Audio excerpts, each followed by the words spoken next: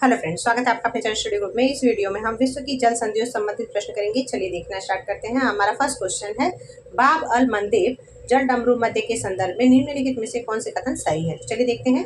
First कथन है, यह लाल सागर और अदन की खाड़ी को जोड़ता है। तो ये बात तो सही है कि जो बाब अल मंदेब है वो अदन की खाड़ी को जोड़ता है लाल सागर से। तो ये तो सही है। यह सूडान और यमन के बीच स्थित है। क्या ये सूडान और यमन के बीच स्थित है? क्या नहीं, बल्कि ये हॉर्न ऑफ अफ्रीका और ये यमन के बीच स्थित है। यानी कि हॉर्न ऑफ अफ्रीका में कितने देश आते हैं? तो उसमें 4 देश आते हैं। 4 देश कौन कौन से हैं? तो इरिट्रिया, सोमालिया, जिबूती और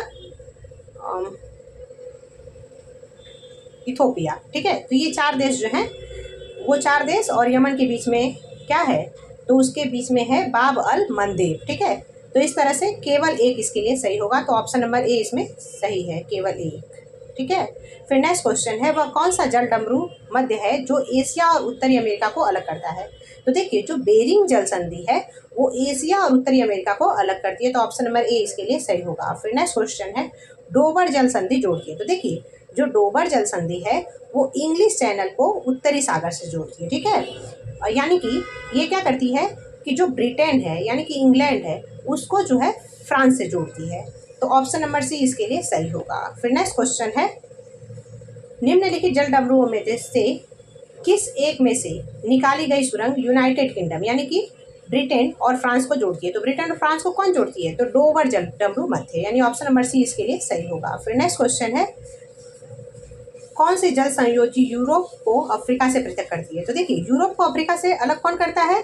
तो वो करती है जिब्राल्टर। ठीक है, जिब्राल्टर इसको यूरोप को अफ्रीका से अलग करती है। अब देखिए, यूरोप का जो स्पेन है और फ्रांस का जो मोरक्को है, इन दोनों के बीच में कौन सी जल संधि है? तो उसके बीच में जो है जिब्राल्टर जल संधि है। ठीक है, तो ऑप्शन नंबर बी इसके लिए सही होगा। फिर नेक्स्ट क्वेश्चन है, पाक जल संधि समुद्री सीमा बनाती है भारत और डैश के बीच में। देखिए, जो पाक जल संधि है वो किसके किसके मध्य है? तो भारत और श्रीलंका के बीच में, यानी ऑप्शन नंबर डी इसके लिए सही होगा। फिर नेक्स्ट क्वेश्चन है, हरमुज जल संधि पाई जाती है। देखिए, जो हरमुज जल संधि है वो किसके किसके बीच है? तो फारस की खाड़ी और ओमान की खाड़ी के बीच में है, यानी ऑप्शन नंबर बी इसके लिए सही होगा।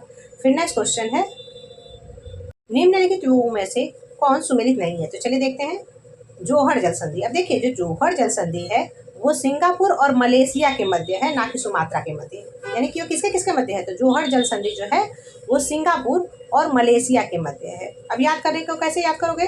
तो जौहर, देखिए जौहरी जो है वो श्रृंगार करने के लिए क्या देगा? माला देगा। ठीक है, तो इस तरह से आप याद रख सकते हो कि जौहर जल संधि किससे संबंधित है? तो सिंगापुर और मलेशिया से। मलक्का जल संधि, अब मलक्का जल संधि किससे किससे संबंधित है? तो मलेशिया और सुमात्रा से। तो ये तो सही है। सुंडा जल संधि सुमात्रा और जावा के मध्य है। मस्कर जल संधि तो कालीमंथन और सुलावेसी के मध्य है। तो ऑप्शन नंबर ए इसके लिए सही होगा, क्योंकि जौहर जल संधि सिंगापुर और मलेशिया के बीच है। ठीक है, फिर नेक्स्ट क्वेश्चन है, निम्नलिखित नहरों में से कौन अटलांटिक और प्रशांत महासागर को जोड़ती है। तो देखिए, जब हम नहरों की बात करते हैं तो जो अटलांटिक और प्रशांत महासागर को जोड़ती है वो कौन सी नहर है? तो वो पनामा नहर है। ठीक है, और स्वेज नहर किसको जोड़ती है? तो स्वेज नहर भूमध्य सागर को लाल सागर से जोड़ती है। कील नहर किसको जोड़ती है? तो उत्तरी सागर को बाल्टिक सागर से जोड़ती है।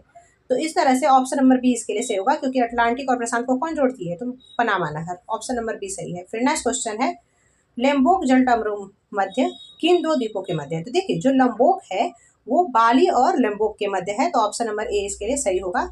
ये टॉपिक यहीं पे खत्म होता है। Thanks for watching. Bye bye.